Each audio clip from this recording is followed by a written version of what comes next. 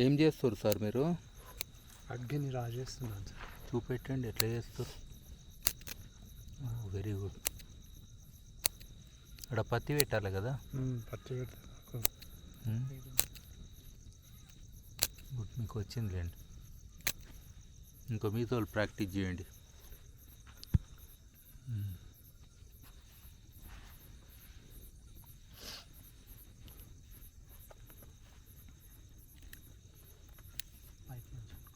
బలం లేదు. చిన్న అడిజితో కొట్టాలి.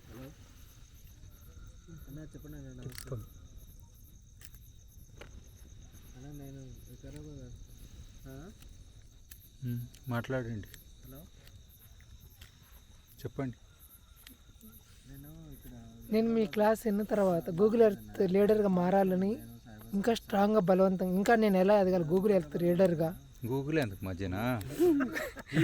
ఎర్త్ లీడర్ అంతే. జియో అన్న అర్త్ అన్న రెండు ఒకటే. ఎర్త్ లీడర్గా ఎలా గూగుల్ సర్చ్ ఇంజన్లో నా పేరు ఎట్లా రావాలన్నట్టున్నది.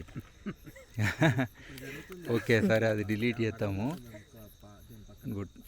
చెప్పండి. అర్త్ లీడర్గా కావడానికి నేను ఏం చేస్తాను అనేది అంశము. అది కావాలంటే ఏం లేదు, సింపుల్గా ఉండాలి. ఫస్ట్ మనలోనే మార్పు రావాలి, మన చుట్టూ వాళ్ళలో మార్పు తేవాలి, అంతే కదా? అవును సార్.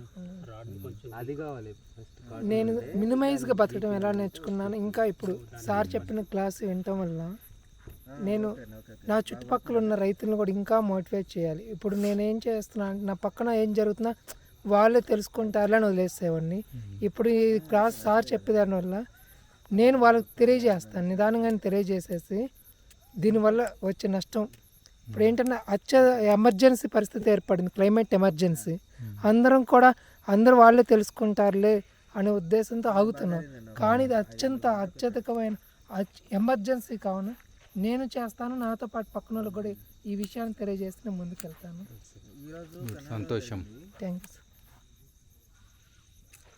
ఈరోజు వెళ్ళిపోతారు అనుకుంటాను. వంట చేస్తూనే ఉన్నారు. దూరం పట్టుకున్నా నైట్ వెళ్ళిపోతారు అనుకుంటా. అవునవును. ఒకసారి సురేంద్ర గారితో చేయండి. సురేంద్ర గారు చెరువు ఇప్పుడు పంపిస్తాను. ఇప్పుడు నీళ్ళు సిగ్నల్ ఉండదేమో, రెగ్యులర్ మెసేజ్ పంపిస్తాను.